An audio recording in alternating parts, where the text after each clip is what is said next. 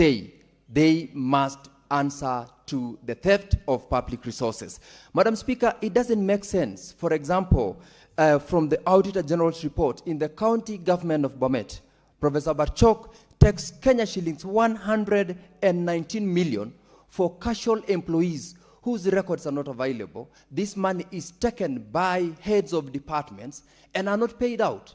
A number of them, Madam Speaker, have gone to court complaining matters are pending in court, and over 119 million, as reported by the Auditor General, has been siphoned from the public coffers. Do they want us to keep quiet when such amount of money have been lost? Madam Speaker, we took oath of office to protect devolution. We took an oath of office to make sure that services to the public are done by those who are relevant, and we must call them out. It does not make sense, Madam Speaker, where irregular payments of over 1,454 officers amounting to 50 million are paid outside the IPPG system. We can't keep quiet when this money is paid out through IPPG system. That tells you this money is paid to ghost workers. The public are crying to be employed. We are crying to get our brothers and sisters, our sons and daughters who have gone to school to be employed, and they opt to pay outside the system because that is the only way they can siphon this money. Over and above that one, Madam Speaker, we have got the sailings which the Auditor General reported. As a matter of fact, the governor's residence, which had a sailing of 45 million Kenya shillings, right now the report indicates that over 100 million Kenya shillings have been spent in building a governor's residence. Over 8 years ago, over 100 million have been spent, and the structure is still in a dilapidated state. The contractor is not on site, and they want us to keep quiet. They want us to go out there and say we are politicizing. Madam Speaker, that will not happen. This House will do that which the Constitution requires them. Madam Speaker, there is a lot. We've got over 25 ward offices which have been undergoing construction for the last 15 years since devolution began, and every financial year allocations are being made.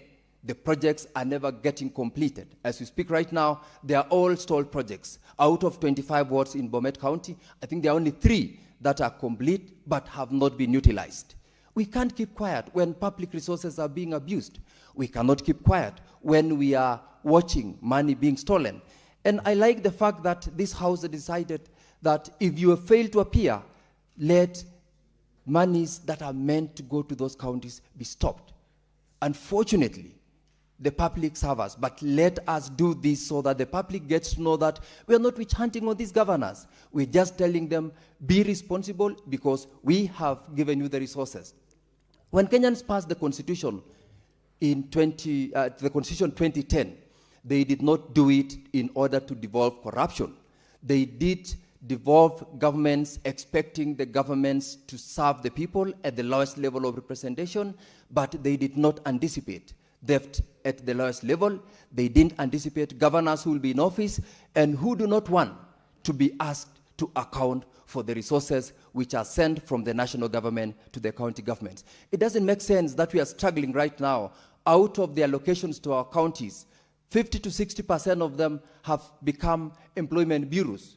The amount of resources that goes into recurrent expenditure is over 50%, and the amount that goes to development is less than what the Constitution provides.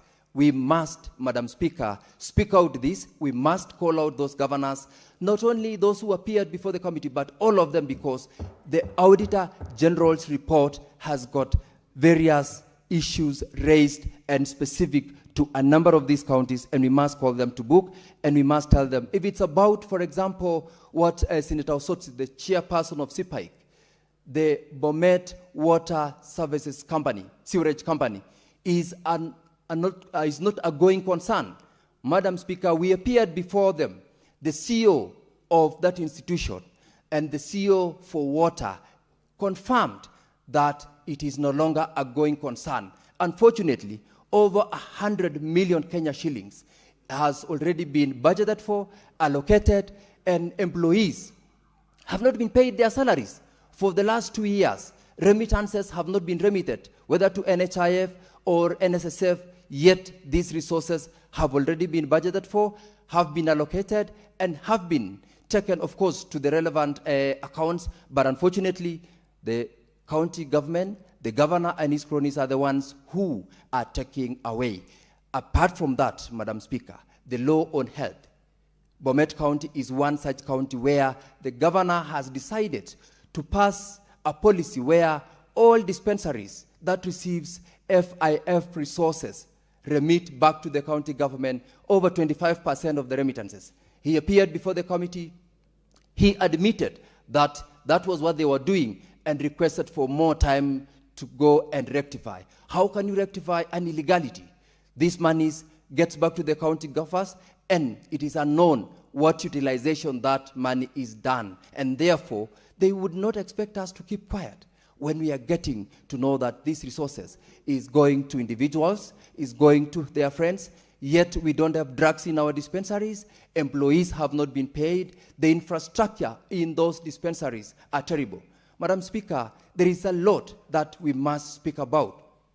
ECD centers, where over 111 million Kenya shillings have been allocated and signed up with contractors, but a good number of them do not have documents of ownership. Where does 111 million go to, if not to the stomachs of this team?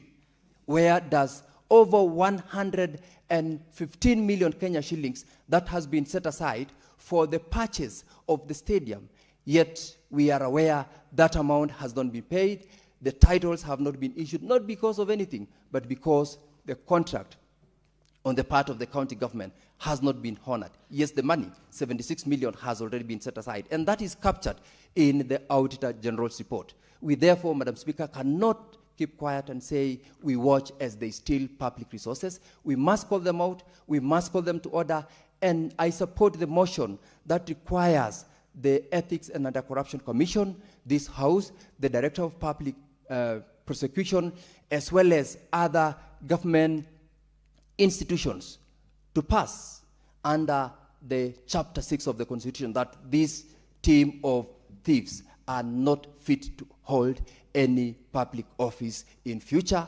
And even right now, Madam Speaker, I support and I thank the Honorable Senator Olekina, as well as the members that have come out to support this cause, because the only way we will perform our role under Article 96 to protect Constitution is to speak out.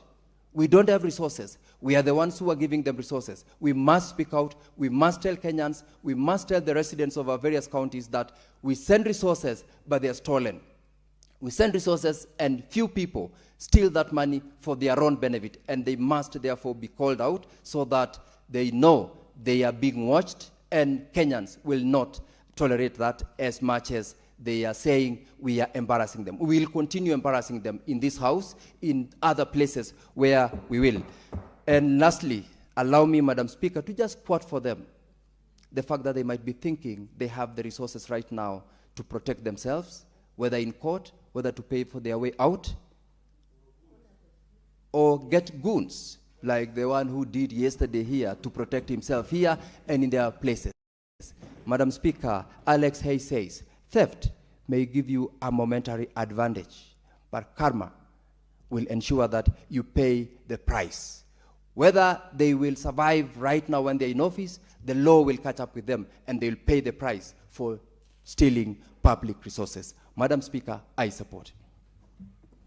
Honorable Senators, we agreed yesterday that only those who had not spoken to the motion be given opportunity.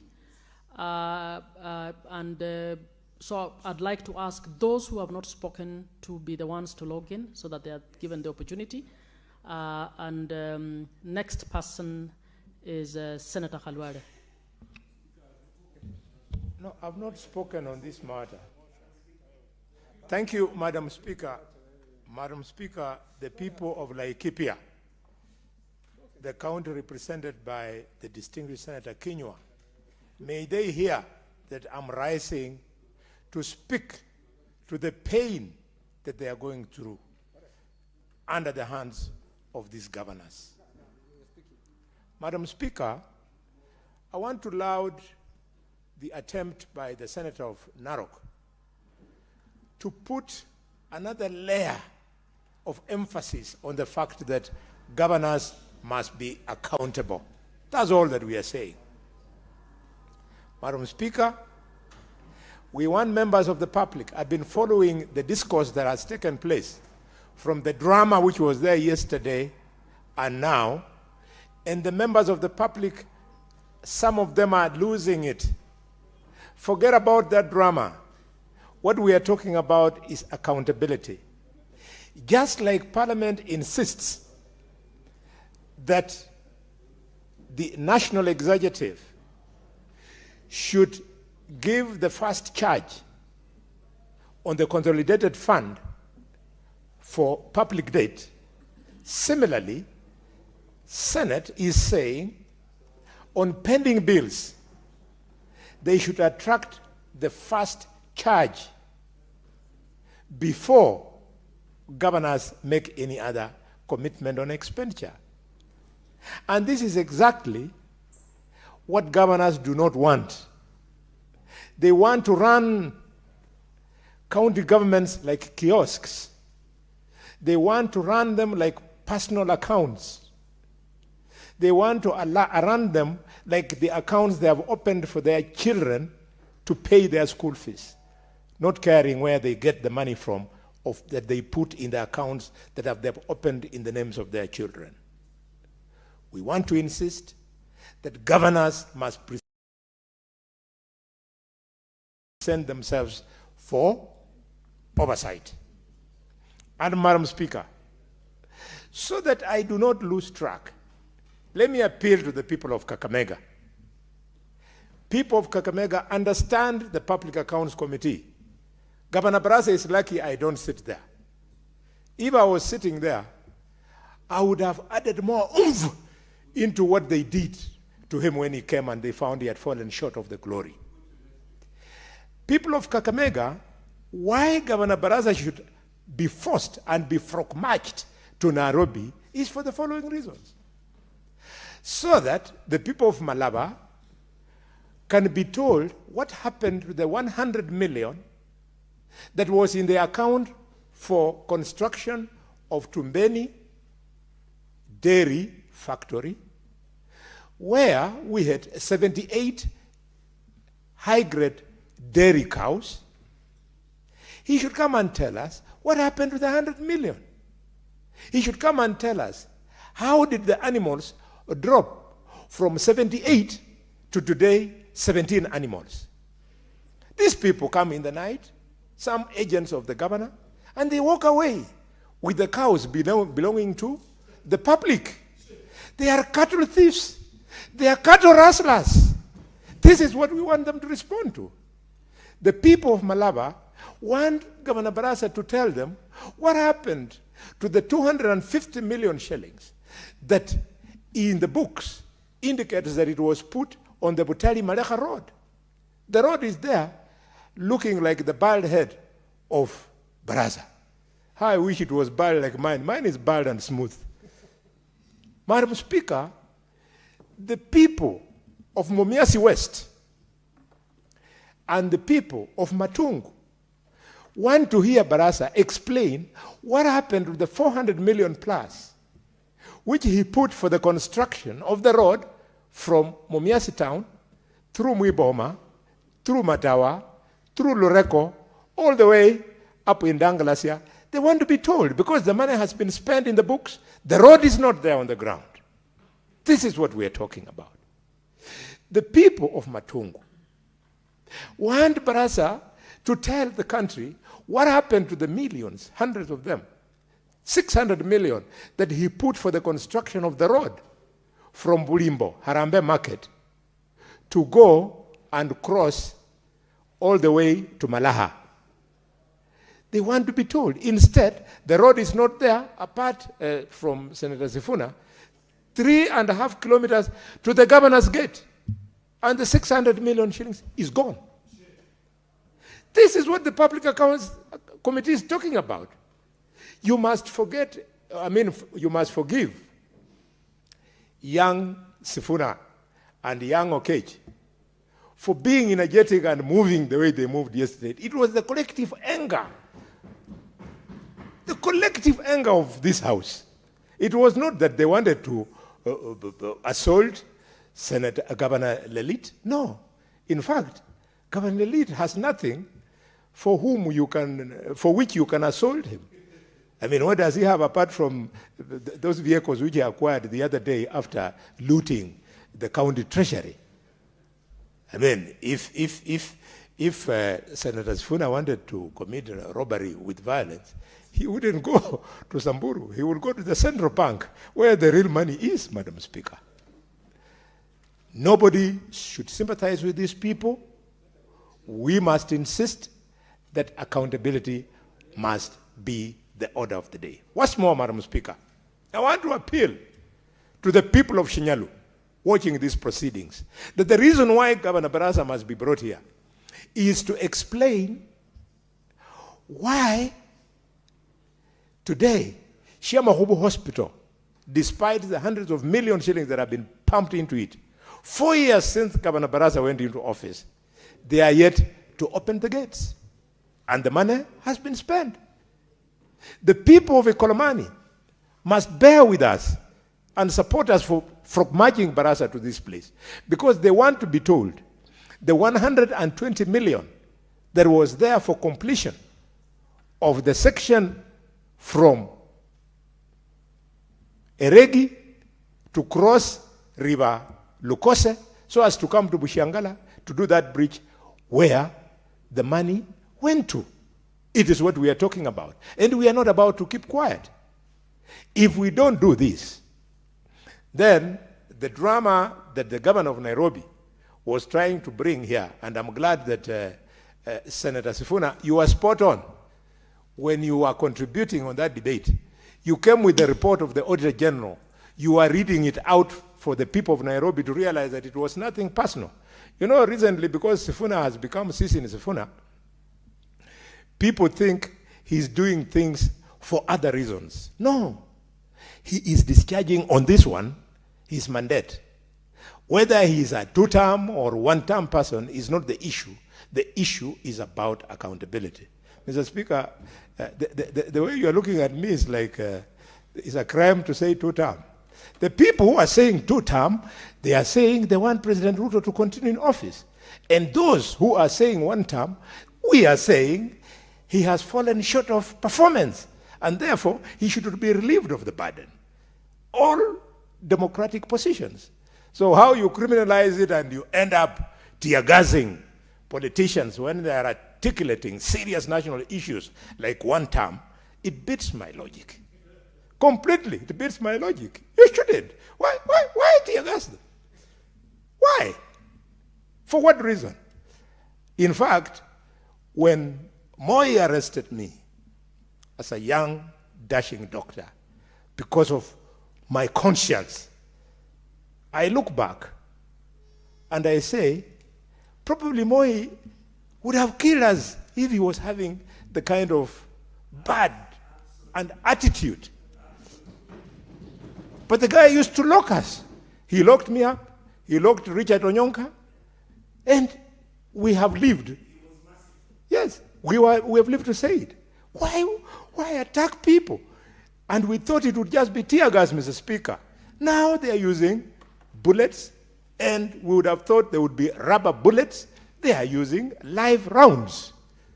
And Murkomen is there, shouting, shoot to kill. Honorable Nelson Koech from Belgut is there, shouting, shoot to kill. And the president is saying, shoot in the leg. Really? Really?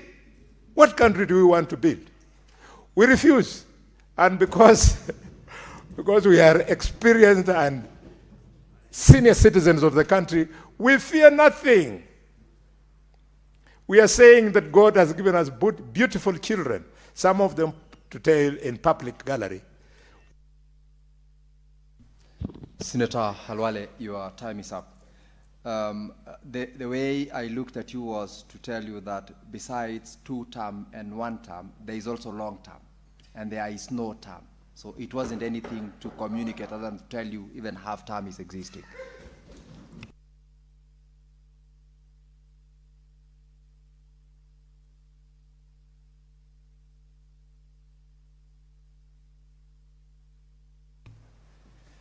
Thank you, Senator Halwale. I'll ask Senator Muma to give her contributions. Thank you, Speaker, for the opportunity to speak to this motion. And thank you, Senator Ledama, for moving this motion, which I support, and with amendments. I don't know whether we can amend. Honorable Senators, this is a very important issue. Lawlessness will kill this country. The senators are angry because of lawlessness. The PAC and PIC have carried out their task in accordance with the Constitution, but the governors think this is a joke. The governors think they are so much above the law that they cannot subject themselves to what the law requires. And I think that is bad. So the key issue here is lawlessness.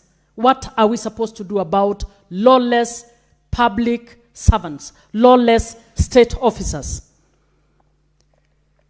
Are we supposed to be terrified and say, now if the governors say we cannot do this, then the Senate should proceed as we earlier were told by Senator Halwale, or their constitutional timelines? I think the country will collapse if we don't pass this division of revenue. We need to start asking our questions, these questions, seriously.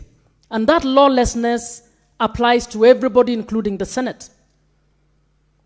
And it will be my wish that the Senate and the Council of Governors would be the entities that are helping this country to bring back devolution on track. I feel so sad that we are at that stage where we are speaking at each other instead of speaking with each other to try and bring back devolution on course. The reports submitted by the two committees, CPAC and CPIC, it's unfortunate that they were just submitted on a day and there was hardly any time to speak on it. If you ask me, Honorable Speaker, this House should have had ample time, possibly a whole week of conversation discussing the reports for the 29 counties that have whose governors have refused to appear before the committees. That is the only way that the citizens in those counties get to hear what is in those reports. In this time of 10 minutes, we are just speaking in anger because of how they have behaved. But there is a serious accountability issue. I find it sad, Honorable Senators, that county public servants are being taken for a ride. Their statutory deductions have been squandered. If you have a government that doesn't care about the very people who take care of themselves, can they take care of citizens? I think we are in a bad place as a country. That you can consciously direct that statutory deductions be deployed to other things, be squandered, is a big problem for this country. And it is something, it points to the fact that the governance has gone wrong in Kenya and we need to do something about it. Now, the motion has proposed a number of things, and that's where I think we might want to relook and think of amendments. In paragraph 1, Senator Ledama suggests that we should resolve that PIC and PAC should track implementation of the Senate-approved recommendations and table monthly progress reports detailing the compliance status. My view is that PIC and PAC, having been the ones who have picked these issues, should not be the ones moving for implementation. It has been suggested in this House several times that an implementation committee be established, but that has not happened. I think good governance would require that we get a committee that can actually follow up on implementation. And that committee, in my view, should develop a tool that we can use to track implementation. And that implementation would not only be implementation by the county governments, it should also be implementation by the EACC, by the DCI, by the ODPP, so that there is a round table of holding every institution accountable on what they are supposed to do. That is not happening anywhere, so whoever is concerned know that they can do what they will get away with this.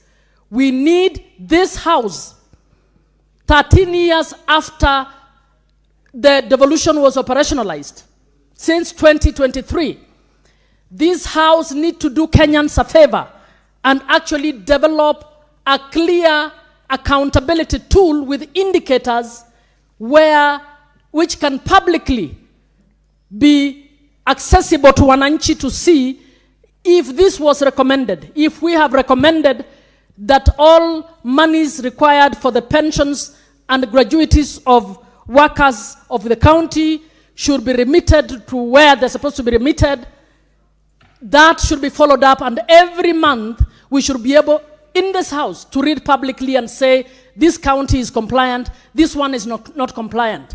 But we are not doing anything about it. We only vent for that moment when we are angry and nothing happens around that.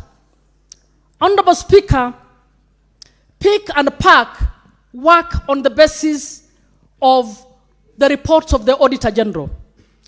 And the reports of the Auditor General work on the basis of the functions that counties have elected to implement. Honorable Speaker, I sit in the Committee on Education, and I would want to inform this House that there are some functions that governors are doing nothing about.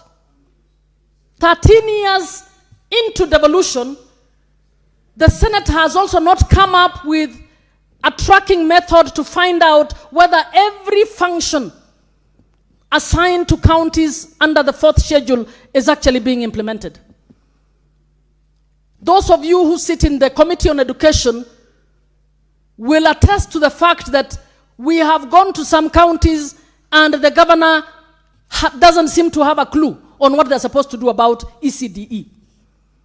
We have found counties that have invested zero in TVCs.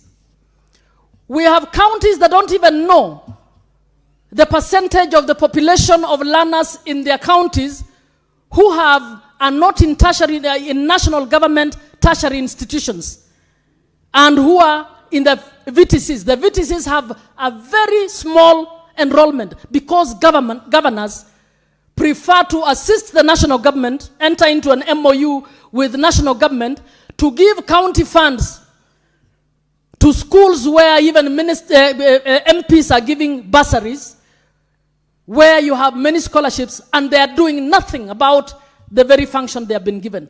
So I am suggesting that accountability based on only the financial audit of where the governors have deployed the monies is not full accountability. We need to come up with tools that can actually tell the residents of Vihiga, the residents of Tana River, that your governor or your government has been implementing these functions, has been doing nothing about this function.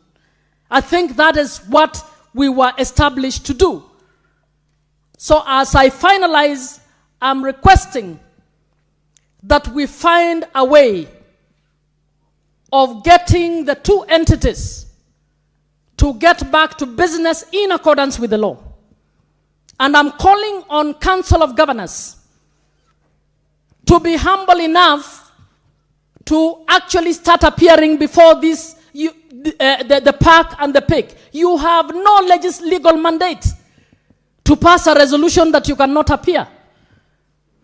Please submit all the evidence you have against any senator and get that senator investigated. You cannot stop accountability of the funds that you're doing because you don't like the face of a particular senator or you don't like being called out in public. I want to request that the House leadership reaches out to the House leadership, to the leadership of the COG, so that we do what is right in accordance with the Constitution and the laws of this country. I thank you, Mr. Speaker. Senator Sifuna. You know, Senator Muma, as part of the leadership of this House, I think I needed to remind you that this House has already written to the COG on how this matter can be resolved. Speaker, if you remember, before we went to Nakuru, the Speaker of this House issued a communication and said, yes, we can have conversations, but we cannot suspend constitutional imperatives. You continue appearing before the committee, and once that is done, in fact, a date was set. But I am telling you, Speaker, as I was saying earlier, this entire problem is a pointer to the total collapse of leadership at the COG. It is the chairperson of the COG who, would you believe it, Speaker, a member of the council, like a governor, would appear in Parliament buildings, there where we hold our meetings, ready to appear before the Public Accounts Committee, and she is being called and threatened by the chair of the COG to leave the premises of Parliament. I want to tell the country, the problem is the chair of the COG, Governor Jir. And I am ashamed because he's a member of ODM. As his SG, I am very ashamed of the governor of Wajir. Speaker, I want to assure Senator Khalwale that I personally don't mind being criticized for the work that I do. My late boss, the Honorable Raila Odinga, there was one thing he kept telling me, is that Sifuna, you must grow a thick skin. He was one of the most insulted person. Out of the 7 newspapers that are printed in a week, 4 would have his name on the headline. Some abusing him, some praising him.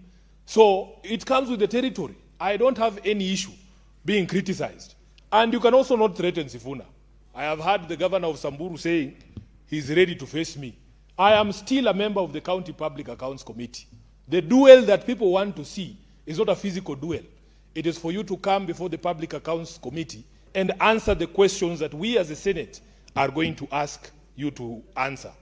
Mr. Speaker, we have just of late, this is a very recent development that the Senate has suddenly become a bad place. When we came to this House, in fact, it is this 4th Senate, Honorable Speaker, that for the first time pushed the amount of money that goes to counties under the shareable revenue across the 400 billion threshold. It had never been done. It is us. Mr. Speaker, when these governors want things, they look for us to be able to push for them. I was again embarrassed to see the COG sitting in this chamber before our finance committee chaired by Senator Roba, coming to tell us to help them to push what the national government has proposed in this financial year from 420 to 450. In fact, Speaker, if you have noticed, these days I don't even talk about that 450 billion that I used to sing every day in that expired MOU. Because I'm asking myself, 450 billion to go to Governor Jir. 450 billion to go to Governor Jir. And these are the governors who are buying supplements for wild animals. I am conflicted because I swore an oath to defend counties and their governments, but not these ones. Not these ones, Honorable Speaker. When they had a problem with RMLF and the National Assembly was refusing to release money for roads, they came to Sifuna. They came to this House. They came to the Senate. We were fighting for them. In fact, it is them who ran away. In fact, these governors, I am telling you, Speaker, there is a total collapse of leadership of the COG. They will come here when they have problems. We agree that because we are the devolution family, we will fight this fight together. When they are called somewhere behind the tent there, you hear, oh, they have reached an agreement with the National Assembly or with the state. They abandon the fight, Mr. Speaker. And then they leave the senators hanging there. Speaker, it is this House, it is the Committee of the Public Accounts Committee that wrote off 16 billion Kenya shillings in pending bills from Nairobi County books. We sat down with the then Minister for Treasury at the onset of this House and the Comptroller of State House, and we told them in no uncertain terms that the bills that were incurred by NMS were not going to be paid by the county government of Nairobi. That was the Senate. That was Sifuna. That was the County Public Accounts Committee, Honorable Speaker. They came to us crying that because of late exchequer releases, when they delay in paying VAT and not VAT, payee remittances to KRA, there are penalties that are imposed on that late remittance. It was this committee called County Public Accounts Committee. It was Sifuna. It was this Senate that sat down with the Ministry of Finance or the Treasury, and we agreed that because the problem is not originating from the county side, that because late exchequer releases are a reality, you cannot delay giving us money, then when I delay remitting payee for my employees, you add a penalty on top. It was this house that they are now demonizing. Honorable Speaker, it is this house that they are demonizing that ensured that we passed a law here for financial autonomy for the assemblies, because the governors were running circles around the assemblies with the famous Form C, Honorable Speaker. So we have done a lot of things. Speaker,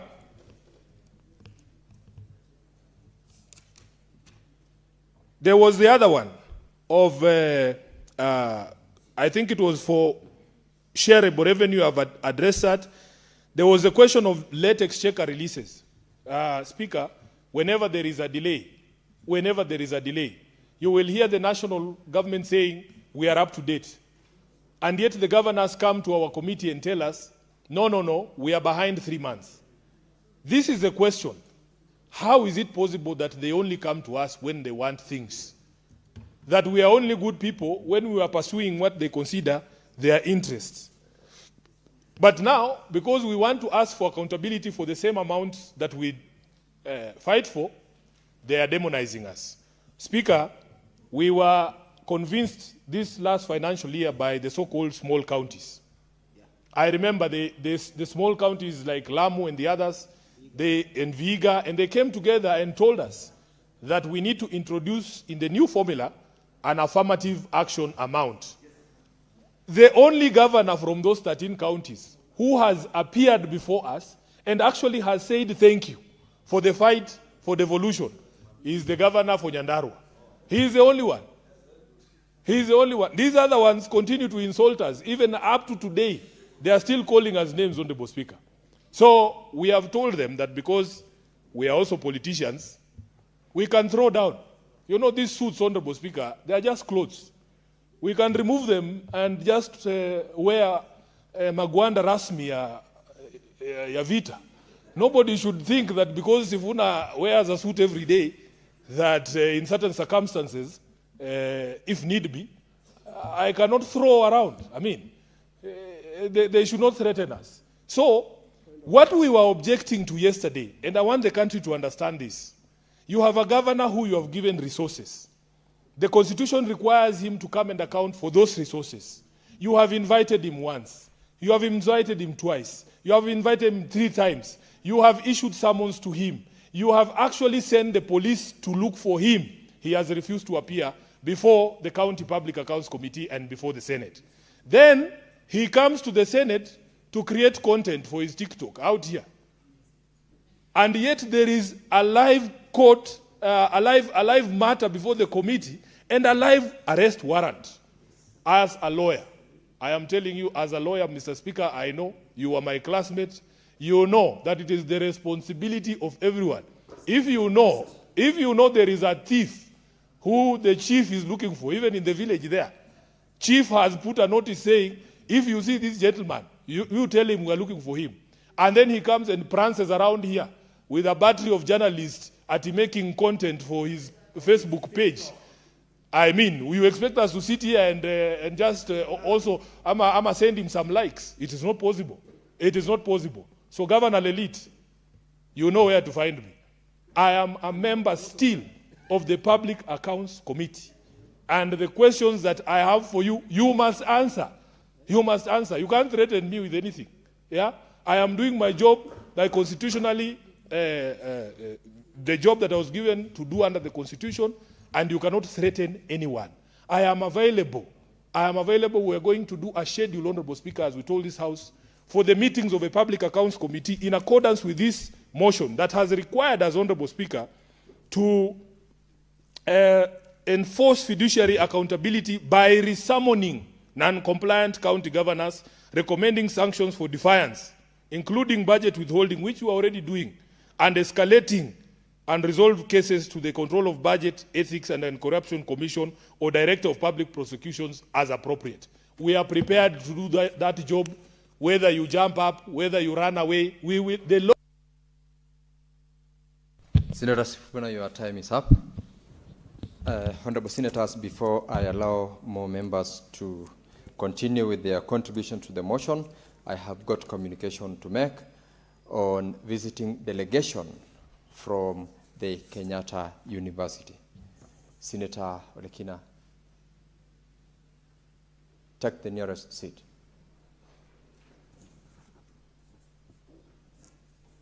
Thank you. Honorable Senators, I would like to acknowledge the presence in the Speaker's Gallery this afternoon visiting delegation from the Kenyatta University. The delegation comprises 33 students who are visiting the Senate for an academic tour. On behalf of the Senate and on my own behalf, I extend a warm welcome to the delegation and wish them a fruitful learning in the Senate. And I thank you. This delegation, I'm notified, are from the great county of Homa Bay.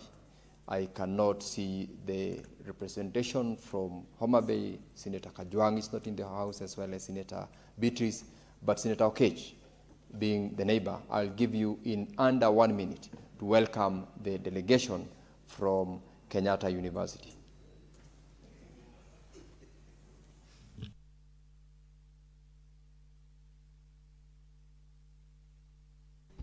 Mr. Speaker, I want to thank you for giving me this opportunity. It actually gives me a lot of delight to see these wonderful young people, or younger people for this matter, given that I've been given this opportunity, coming to this house. Mr. Speaker, you know, during the study days, many people really struggles in different schools, you know, waking up in the morning in what we used to call preps, and be able to study to the extent of making it to the university. You deserve a serious congratulations. But even more importantly, to get even time to come to this house to learn from these wonderful senators what we do to be able to contribute to the nation is even more beautiful. You have come here when we're discussing a very serious matter on the integrity of our governance, on the issue of accountability. And I think that as a country, if there's a generation that has given us hope more than even ourselves, is your generation. Because your generation is the generation that stood up against any issues of accountability of this country. And you said that your desire for this country is just to see a country that has got a sense of good governance. So you have found us when you're discussing a serious matter where governors don't want to account to the people of Kenya on the money that they are using. If there's anything you want to learn from this place, is that the voices that you have been putting outside there, demanding and clamoring for justice and accountability, you have now seen them practically here. This means that even for you, sky is not even the limit. I'm seeing among yourself senators of the future here. I'm seeing among yourself president of the future. I'm seeing ministers. And I'm even seeing global business leaders among yourselves. My advice to you is work hard and never arrive. Because what you're seeing here, you are the future leaders for our country, and you'll do better than us for sure. When we leave here, I would definitely want to come and have a chat with you guys. And because the house, you can see my leaders are here. The two leaders, Senator Ledama is here, who is my whip, and his deputy, Senator Sifuna. I would ask that they come also and greet you in a special way that we do in this house, that sometimes I don't have the powers to untie their shoes. They have got better ways of greeting you than myself. So when you leave, I'll make sure that I come with the two of them to say hi to you. I thank you, Mr. Speaker. Order, members. And Senator Eddy, you have caused the guests in the House to do what is not supposed to be done in chambers, clapping their hands. Senator Joyce Korir, it's your turn.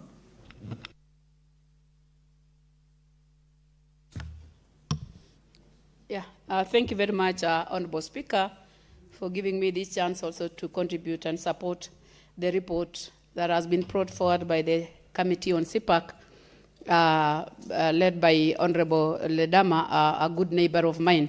Honorable Speaker, before I comment on this, allow me to first thank the committees of this House for the work that they are doing.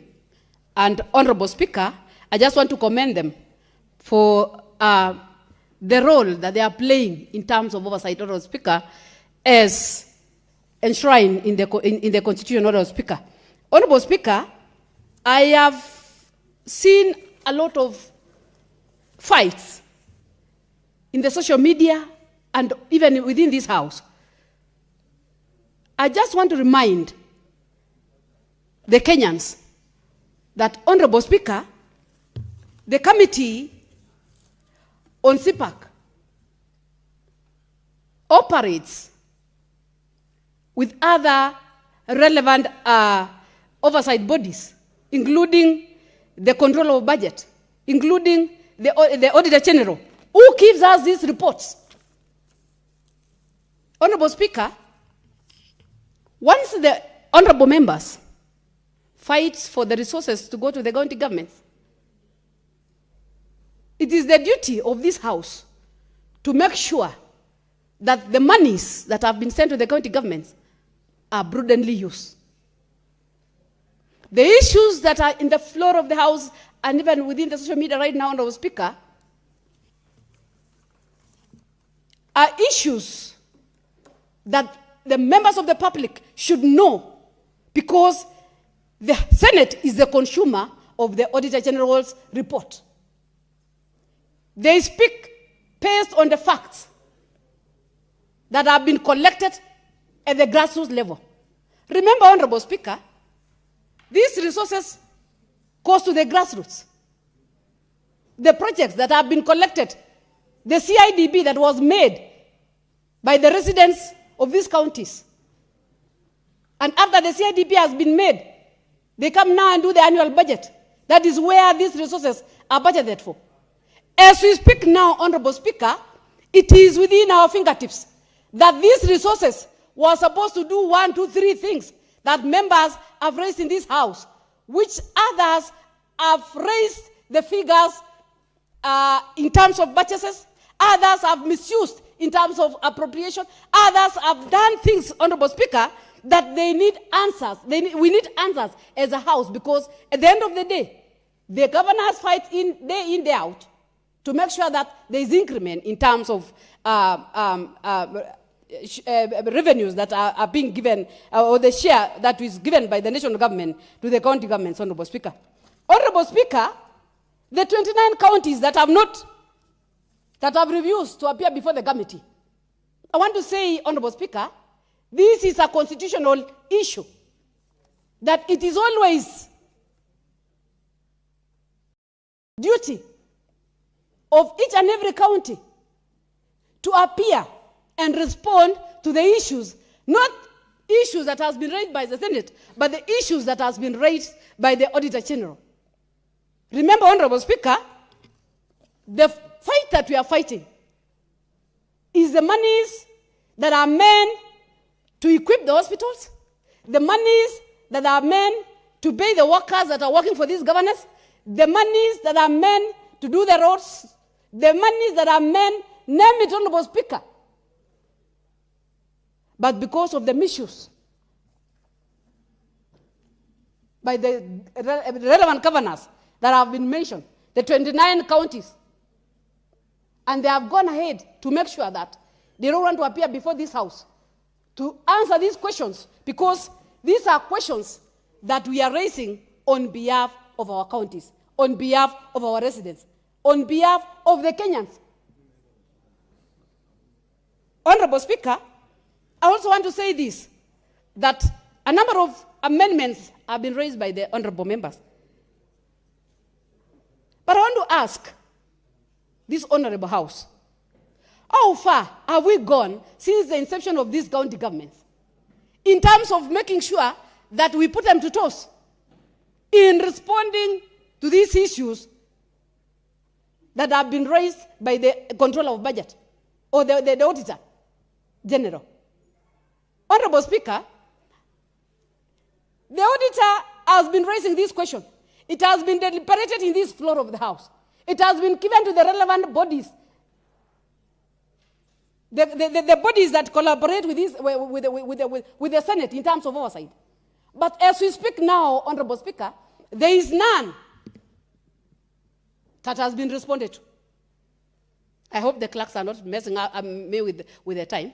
I'm also very observant, because you need to tell me how many minutes I've spoken. So don't do your things. Honorable Speaker, I want to say... Senator Joyce. Yeah? This system it counts on time. So I understand. You don't have to worry about anything that's happening.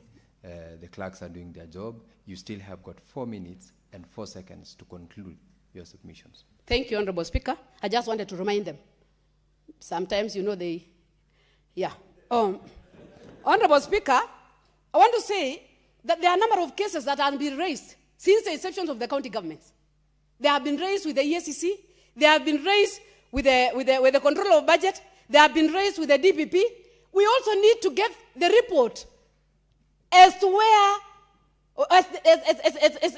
to get the report on the answers pertaining the issues that were raised since the inceptions of this county government. Because, Honorable Speaker, we will be debating these things day in, day out, without relevant answers, Honorable Speaker. We need to get this. We need to move from here, Honorable Speaker. Say that is not be just, we are just debating because it's a debate. We are not in any competition with the governors. What we are saying is the monies that the Senate is fighting for, the monies that the national government is trying to raise, the monies that are being taxed from the citizens of this country must be put to use prudently. That is the issue, Honorable Speaker. So we will need to know, Honorable Speaker, despite the fact that the committee has recommended that the relevant bodies should take lead in terms of making sure that they assist us with these rogue governors, we also need to get the reports that has been raised from the inception of these county governments, how far they have been answered, who has been apprehended, how many resources have been returned back to those relevant counties which have been misused, Honorable Speaker. So, Honorable Speaker, I don't want to say much, but I just want to say that we have enough statutory instruments that are supposed to guide us as a house, that are supposed to guide our governors, that are supposed to guide the residents of this country in terms of making sure that their monies are put to use prudently, Honorable Speaker. That is supposed to guide this house in terms of their oversight role, Honorable Speaker. So I just want to say that I commend the committee in terms of the way they are doing their things. It is their mandate. I don't want to read their mandate in the standing orders. It's known that it is their work. It is the work of this committee to make sure that the report of the Auditor General is implemented to the letter in terms of making sure that they give answers as to why a number of projects are exaggerated, a number of projects are white elephant indeed within the villages, a number of projects cannot be accounted for, Honorable Speaker. So I just want to support the committee and to say that job well done, continue doing your work. That is the work of this house. We are always there to stand with you, and we want to say that the governors must give an answer to this house on the issues of the resources that we are giving them. Thank you, Honorable Speaker. How you see, Senator Joyce, you're just worried. You did not fully utilize your minutes. And I will donate that to Senator Onyonka, whom I'm giving the opportunity to speak to this motion right away. Mr. Speaker, I want to say very sincerely that, first of all, before I say anything, I would like to request to move a motion to amend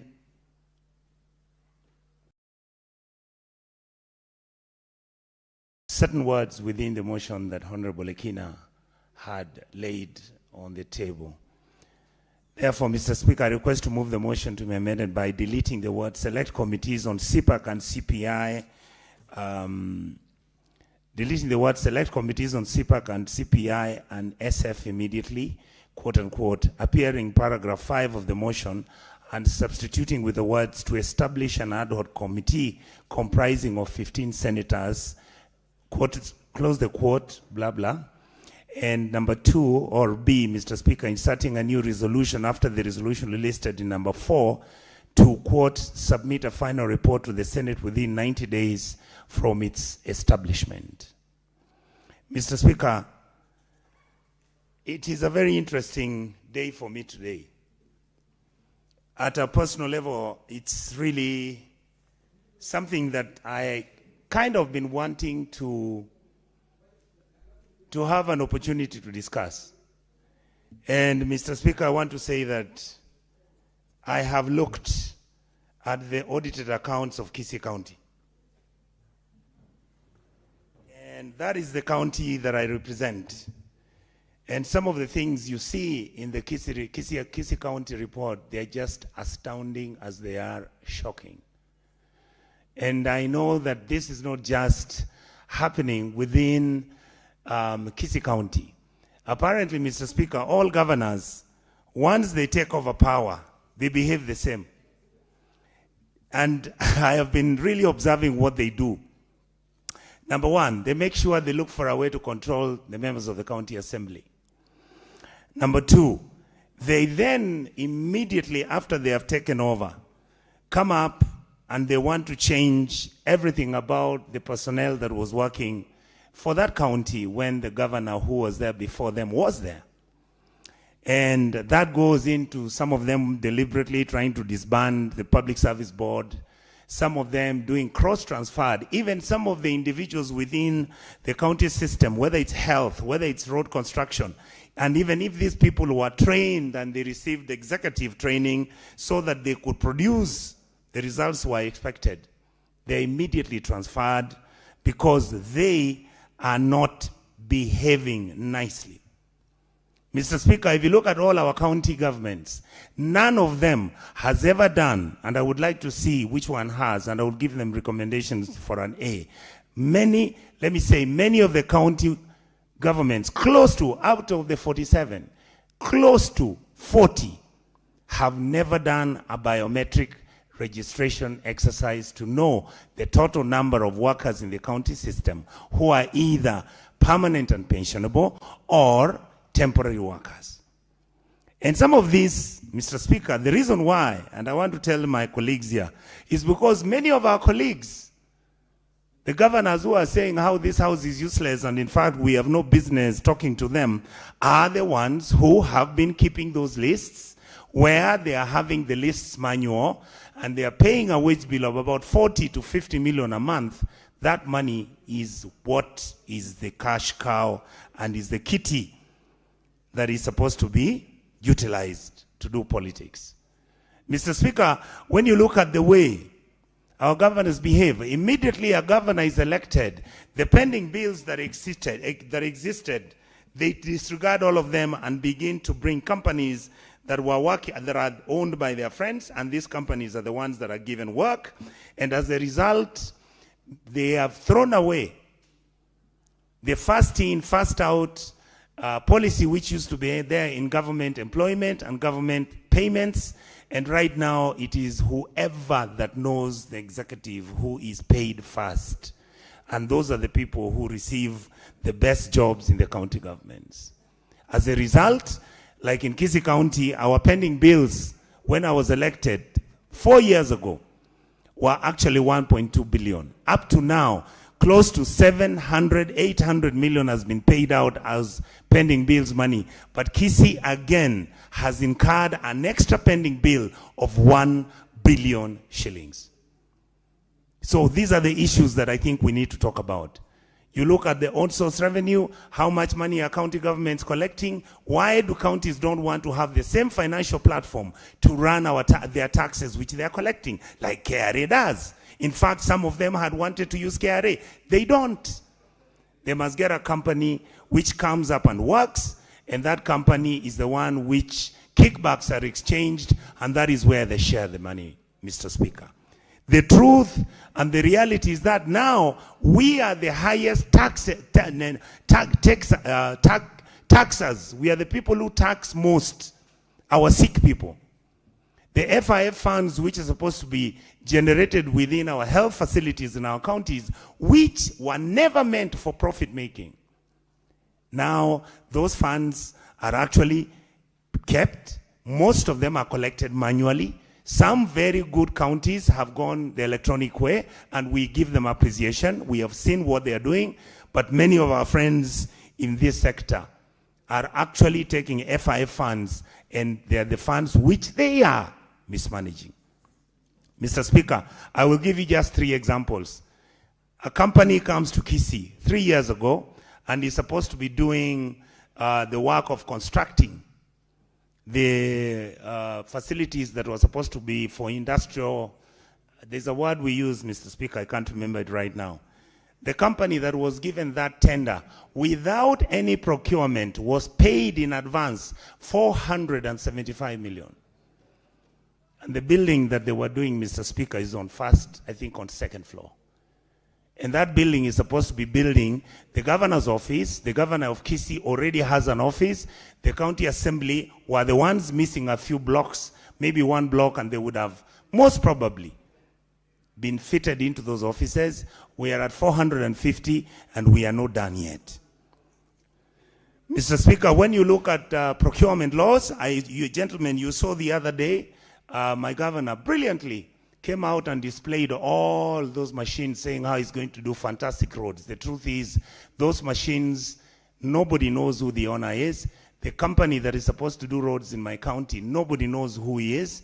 The employees who are supposed to work, nobody knows whether they're private or they're going to be workers of the county government.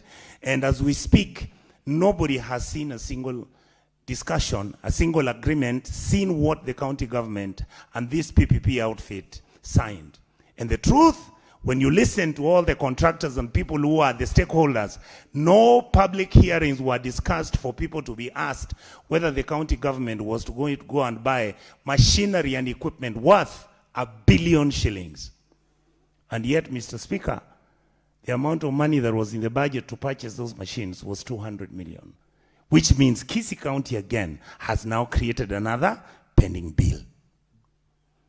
Then you come where lawyers are having cases, and those cases are won by the litigants, and the county government doesn't go for appeal, and their fees increase from 2.1 million to 7.9 million because the county refused not to pay the litigants, and as a result, there are 3-4 cases like that. And you look at the whole audit report, 375 million, which cannot be accounted completely on money used for fueling machines and equipment of the county government. There is a section where we are also discussing about 48 million, which has been used for fuel and lubricants. If you look at the total number of vehicles that the county government has got, fuel and lubricants, if members of this office, this house, could sit down and calculate what 48 million can buy in fuel in a year, so that we are able to know how many vehicles you need to have, which kilometers you do and all that, you'll find this is one of the biggest scams on how money is pilfered from the CRF, as if vehicles are being run and as if we are going to fuel all these vehicles which the governor is running from. Of course, some governors think they're president, so they are running around and going to functions and rallies. Finally, Mr. Speaker, what do we do? Suggestions. I know many of us are always criticized that we never give solutions. We need to get out of this building and go and visit these counties, because the dirt and the stuff going on, we must be able to visit.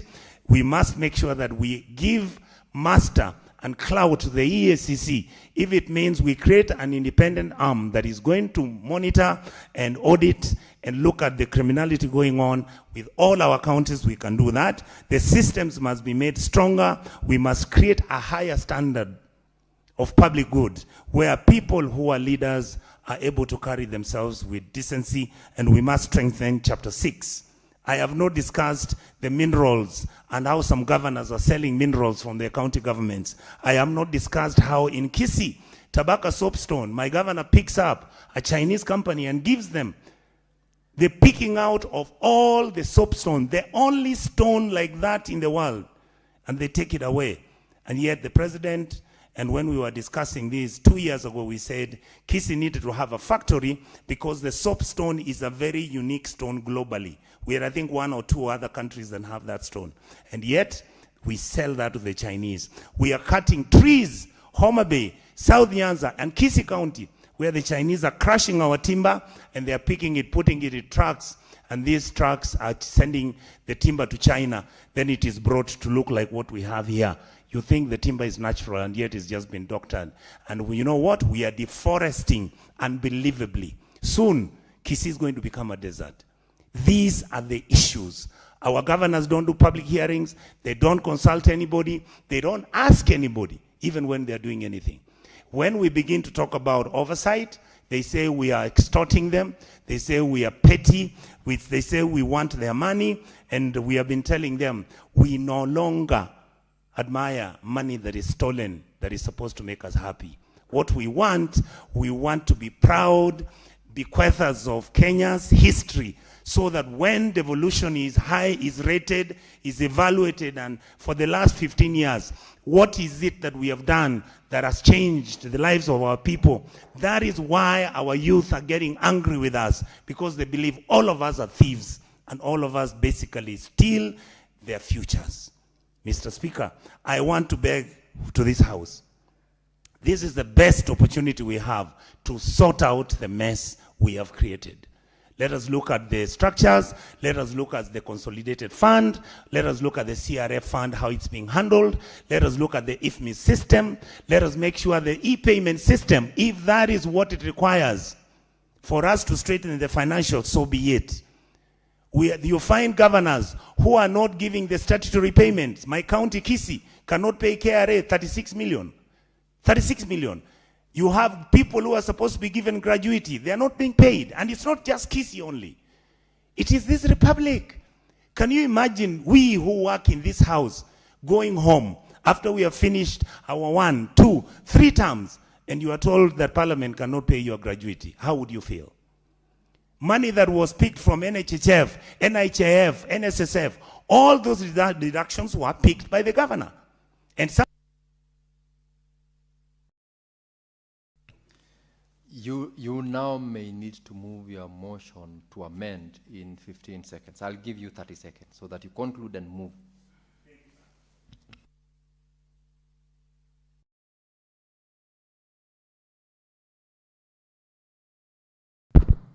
Mr. Speaker, I request to move the motion to amend by A, deleting the words select committees on CPAC and CPI and SF immediately, appearing in paragraph 5 of the motion, and substituting with the words to establish an ad hoc committee comprising of 15 senators.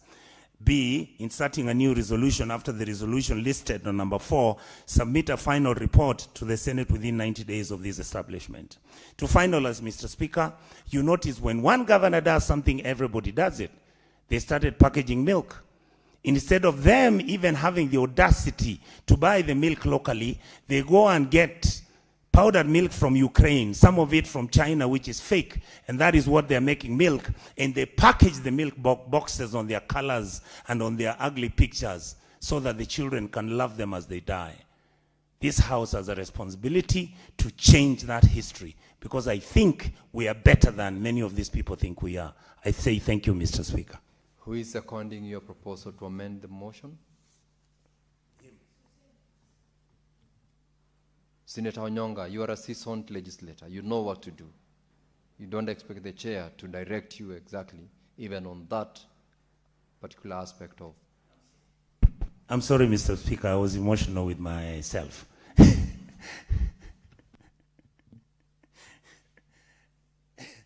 apologize. Accepted. Thank you.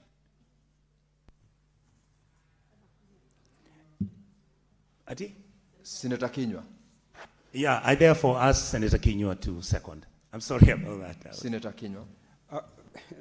Asante Bwana Spika. Naunga mkono marekebisho ya mswada kama yalivyopendekezwa na Senator wa Kisii, Senator Richard Onyonka. Bwana Spika, kuanzia mwanzo nataka kusema ya kwamba hatupaswi kurudi nyuma sisi kama seneti baada ya sisi kupitisha jambo. Jana Bwana Spika, tulipitisha ya kwamba hatutashughulikia mswada yoyote ambayo utakuwa ukipeleka hela katika gatuzi zetu. Bwana Spika, lakini nimesikia kwa muda mchache uliopita Senator wa Kakamega Boni Harwale na Senator wa Mandera Ali Roba wakijaribu kusema ya kwamba kuna sheria ambazo tutakuwa tumezivunja. Bwana Spika, nataka kusema la, kwa sababu tukipitisha jambo lolote hapa tunapaswa kulifuatilia, kwa sababu hilo ndio jambo la manufaa kwetu. Bwana Spika, kwanza nipongeze kamati ambayo imeshughulikia na kuleta ripoti hapa, na vile vile nimpongeze Senator wa Narok kwa mswada alioleta, hata ijapokuwa marekebisho tayari yamewekwa. Bwana Spika, katika kaunti ya Laikipia, hela ambazo zinapaswa kuwa zikileta maendeleo, Bwana Spika, ni chache mno. Hela nyingi, 55% ya hela ambazo zinaenda Laikipia, Bwana Spika, zinatumika kwa kulipa mishahara. Bwana Spika, hii ni kinyume na katiba yetu, kwa sababu inasema hela ambazo zinapaswa kutumika katika mishahara ni 35%. Bwana Spika, gatuzi ya Laikipia imekuwa ni kama ofisi ya malipo ya mishahara. Kwa hivyo unapata mambo mengi hayatendeki Laikipia, Bwana Spika. Ukiangalia na magavana wanapaswa wawajibike, Bwana Spika, kwa sababu ukiangalia kama ni wanafunzi wa shule za chekechea, Bwana Spika, wale wanafunzi, zile shule ambazo wako nazo, majengo yako katika hali duni, Bwana Spika, kwa sababu bajeti iliyoko katika masomo ya chekechea ni kiwango cha chini sana, Bwana Spika.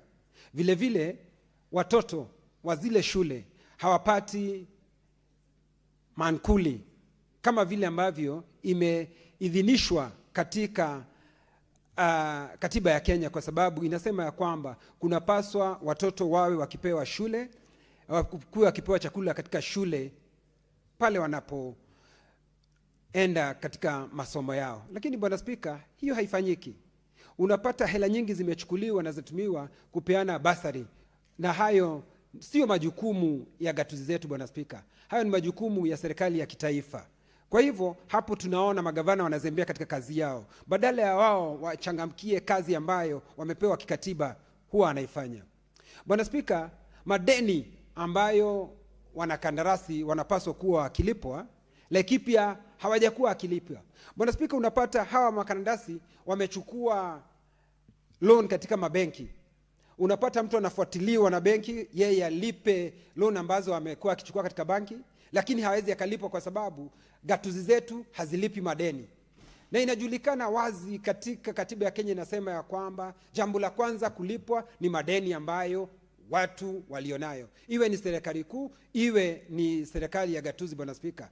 Lakini gatuzi ya Laikipia unapata watu sasa hawalipi pesa zao. Wengine tayari wamekufa, wengine tayari wanataka kujinyonga, Bwana Spika. Na hawa ni vijana, Bwana Spika, wale ambao tuliambia kwamba wachukue mikopo. Baada ya kuchukua mikopo, Bwana Spika, waweze kufanya kazi katika gatuzi zetu. Lakini baada ya wao kuchukua mikopo na kufanya kazi katika zile gatuzi, hawalipwi, Bwana Spika. Cherargei anajua vizuri, hata ukienda Nandi shida ni ile ile, ukienda Kakamega shida ni ile ile, Laikipia shida ni hiyo hiyo, Bwana Spika. Kwa hivyo tunaambia magavana wawajibike na waweze kulipa madeni. Jambo lingine, Bwana Spika, ukitembelea katika gatuzi ya Laikipia, tayari tunapoongea na wewe wauguzi wamegoma. Kisa na maana, hela zao hawajalipwa. Mishahara ambayo ilipendekezwa na kamati ambayo inahusika na mambo ya mishahara, kwa lugha ya Kiingereza SRC, wanapaswa wawe wameongezewa pesa. Lakini Bwana Spika, hawajapewa zile hela ambazo wanapaswa kuwa akipewa. Wamekuwa katika vile viwango, badala wao kupandishwa madaraka, unapata mtu ameishi katika kile kiwango kwa muda mrefu. Bwana Spika, hiyo ndio inaleta ule mgogoro katika gatuzi yetu, alafu unapata wale wauguzi wamegoma. Bwana Spika, ukitembelea hospitali zetu, uende Nyahururu, uende Nanyuki, uende Dodo, uende Ramuria, uende Kinamba, Bwana Spika, unapata hospitali hazina dawa. Hospitali hazina dawa. Watu wanaenda wanaandikiwa dawa, alafu wanaambiwa waende nje katika chemist zilizo karibu, waende wakanunue huko dawa. Bwana Spika, ilhali hapa katika seneti hii, nakumbuka nataka kushukuru maseneta Cherargei pamoja na seneta wa Bungoma Kiranja walio wengi. Walisukuma sana kusema ya kwamba walisukuma sana na kusema ya kwamba hela ziongezewe kaunti ndogo. Laikipia tukaongezewa milioni 700. Vile vile Lamu, Kamau alikuwa katika mstari wa mbele kusukuma na tukaongeza zile hela. Bwana Spika, kwa hivyo tunapaswa tuone dawa hospitalini, Bwana Spika. Na si dawa peke yake, tunapaswa tuone vifaa vinavyohitajika katika hospitali zikiwa pale hospitalini, Bwana Spika. Bwana Spika,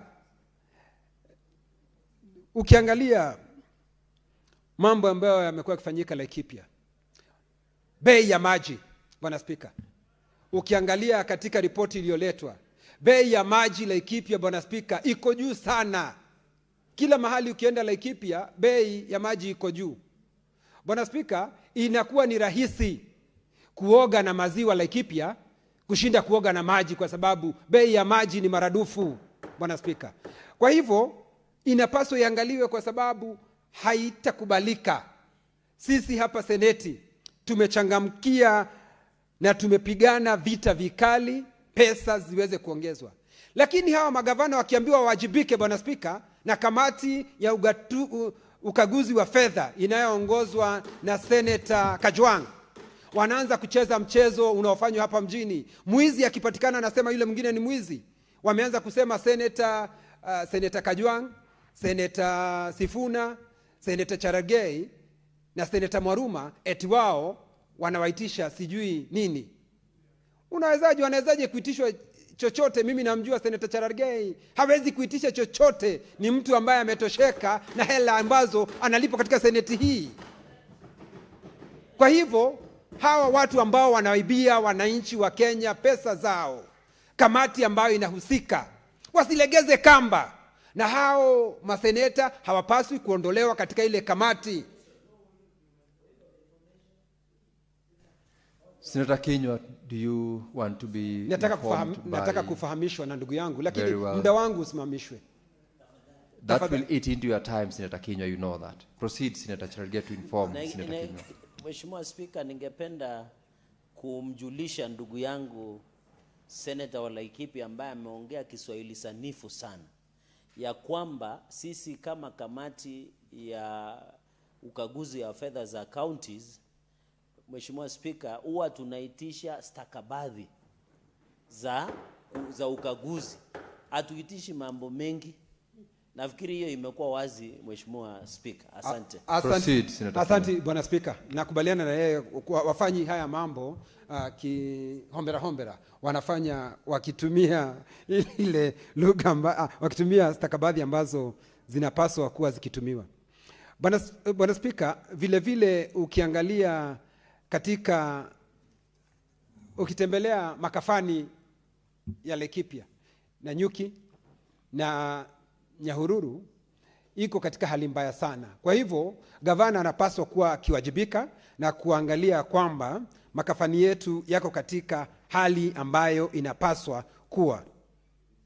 Bwana Spika, vile vile serikali kuu inapaswa iwajibike, kwa sababu Laikipia tayari katika zile sehemu tulizotenga ama shamba tuliyotenga kwa sababu ya kuweka viwanda na biashara ndogo ndogo, tayari sisi Laikipia tulitoa milioni 250.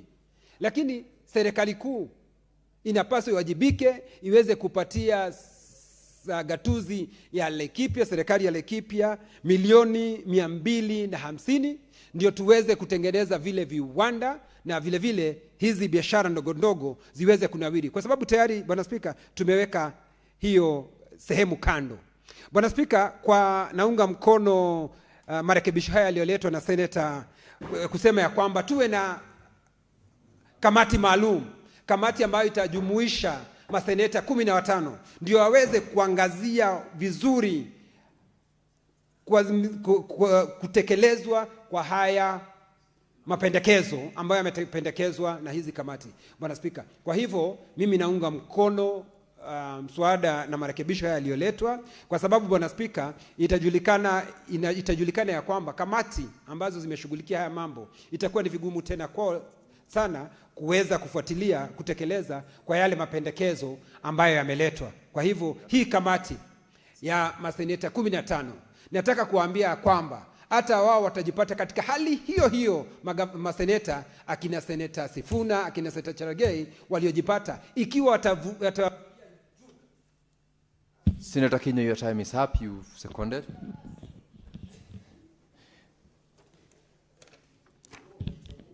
Now, Honorable Senators, I wish to propose the question that the motion be amended A, by deleting the words select committees on CPAC and CPI and SF immediately appearing in paragraph 5 of the motion and substituting with the words to establish an ad hoc committee comprising of 15 senators to, and B, inserting a new resolution after the resolution listed at number 4, submit a final report to the Senate within 90 days from its establishment.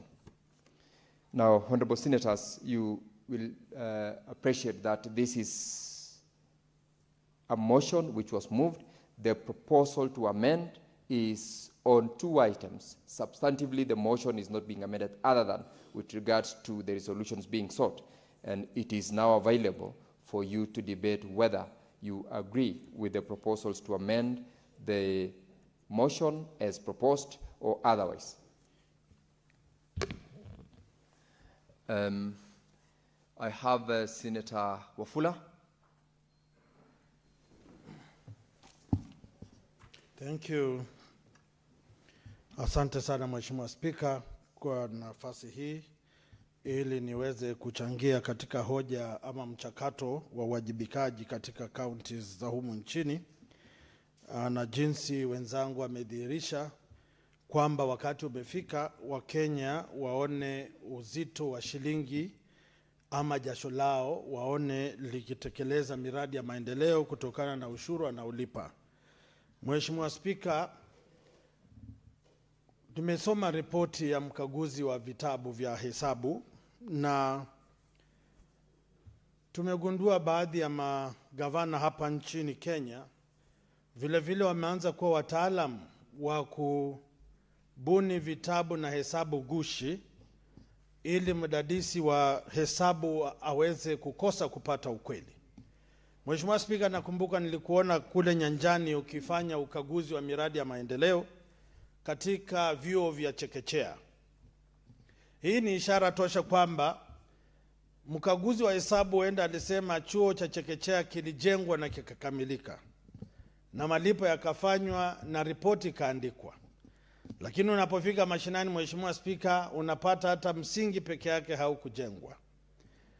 Hii ni kusema kwamba Mheshimiwa Spika, wakati umefika, kando na kuzingatia vitabu hivi, Wakenya wahusike na wajibike kuhakikisha miradi ambayo imetangazwa ama kandarasi ambazo zimepewa Wakenya kazi itendeke. Mheshimiwa Spika, ukizuru kaunti ya Bungoma, kaunti hii ina Wakenya ambao ni wachapakazi, Wakenya ambao ni waadilifu, Wakenya ambao wanamcha Mungu, na Wakenya ambao wanajivunia kaunti yao. Mheshimiwa Spika, ukienda katika hospitali ya kiwango cha 4 kule Sirisia, eneo bunge la Sirisia, Mheshimiwa Spika, hospitali kubwa imejengwa ya ghorofa. Mheshimiwa Spika, sasa inapita miaka 5 haijakamilika. Hospitali hii haina maeneo ya majitaka na mahali ambapo uchafu wa hospitali utawekwa.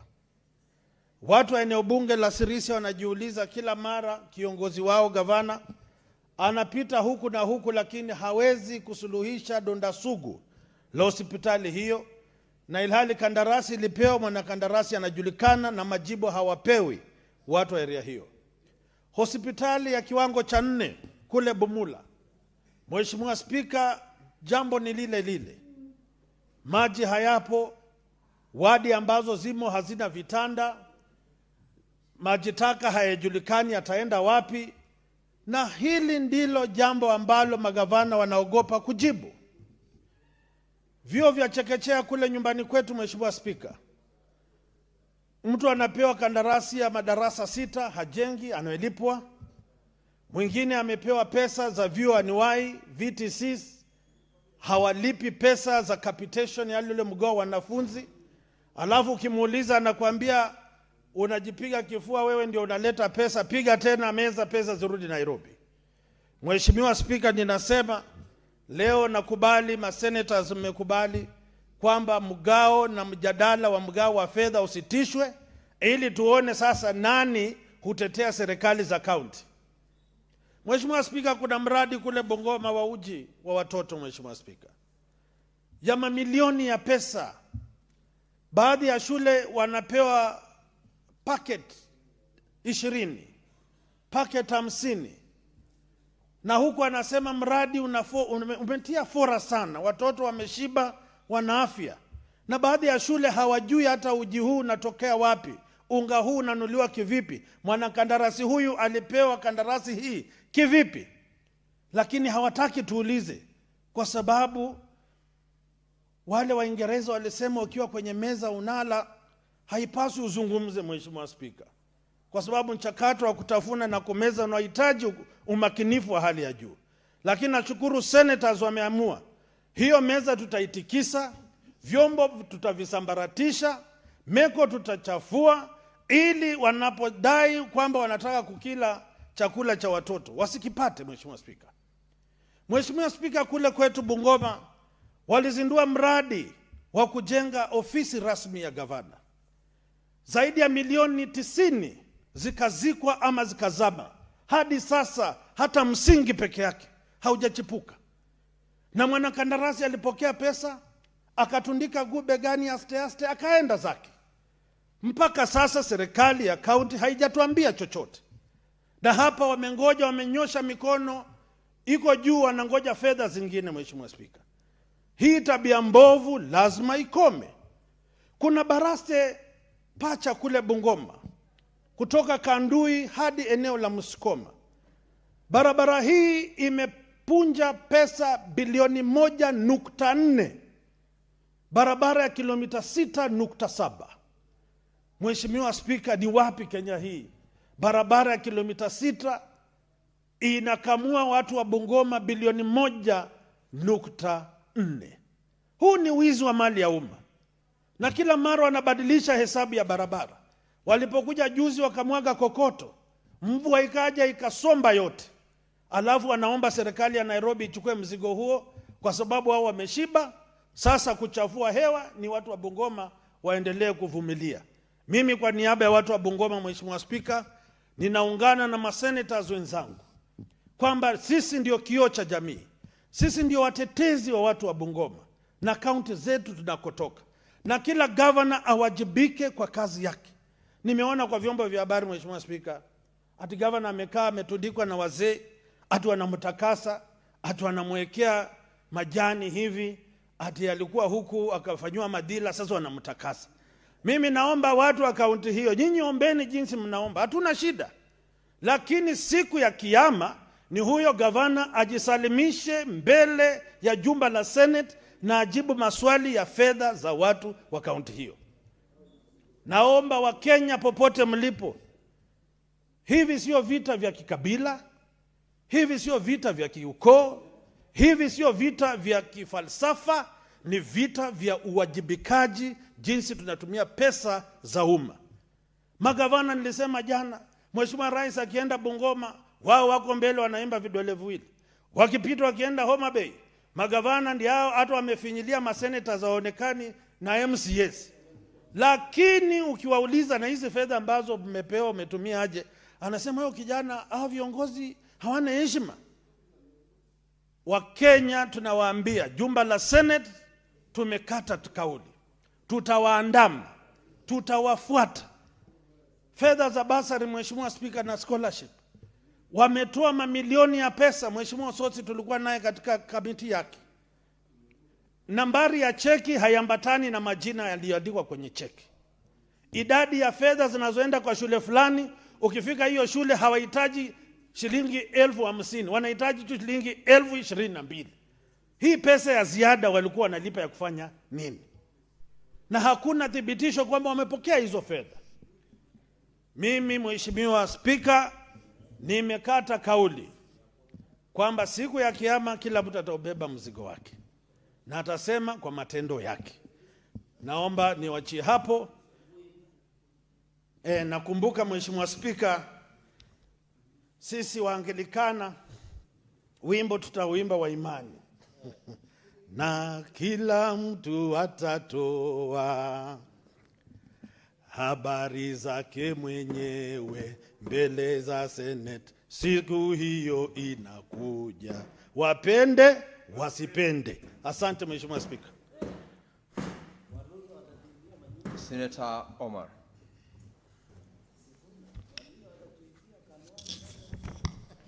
Thank you, Mr. Speaker, for giving me this opportunity. Mr. Speaker, I also stand here to add my voice on this motion, Mr. Speaker.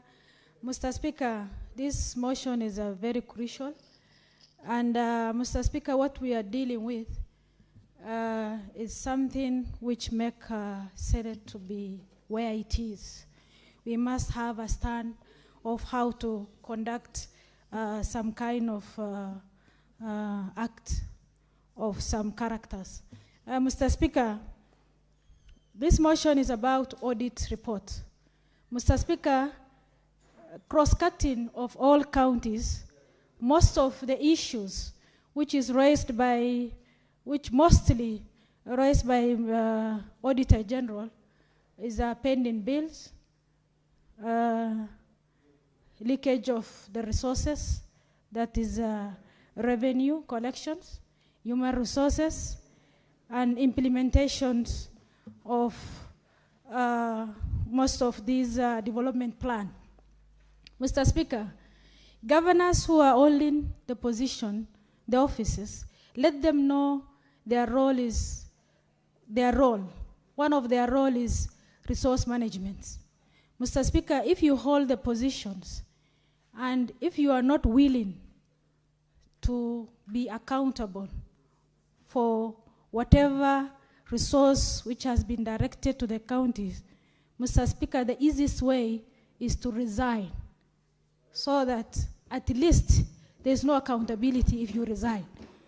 Mr. Speaker, when it comes to the pending bill, Mr. Speaker, I wonder where this issue of counting pending bills normally come from. Mr. Speaker, why am I saying that? Because when we are dispatching the contracts or whatever, they normally do with budgets, Mr. Speaker. And when Treasury also dispersing the fund, they disperse as per the request of the county. And the county normally requests as per the budgets they have planned for, Mr. Speaker. If at all they request us by the plan, then what is this figure of billions of money of pending bills? To my idea, Mr. Speaker, this pending bill mostly come when the governors normally give out the contracts without the budgets. It is not included in the budget, but they give out the projects. Mr. Speaker, if the project is done, now paying the contractor, it will be a bit difficult, Mr. Speaker. That's exactly what happened to Machakos, which they are not even paying. The contractor come and look for the money, protest, and Mr. Speaker, and at the end, you become a victim, Mr. Speaker. Mr. Speaker, to reduce this issue of pending bill, Mr. Speaker, we may be encouraged at cutting at the source, means the Treasury deducts the money and the way KRA do, to be deducted at the source, and the rest to be dispersed to the county so that this pending bill issue will be disposed. Mr. Speaker, when I remember, when I come in as a newcomer to the Senate, I sponsored a bill, impromptu payment bill, Mr. Speaker. This House killed. If that bill has been passed, Mr. Speaker, the issue of pending bill will have been sorted out. Mr. Speaker, the revenue collections. Mr. Speaker, I am a vice chair of health. Mr. Speaker, health, we went to almost 28 counties. We realize the health sector is 90% contributing the revenue collection of the county through FIF. Mr. Speaker, we realize as a committee that this FIF, there's a committee they normally constitute. Those committees are normally proxy of the governor, which end up using the money for the hospital to the other part of the other part of issues, Mr. Speaker, which end up the hospital to be having unable to have drugs, some kind of maintenance, of which is small issues to be handled by the hospital and the dispensaries for themselves.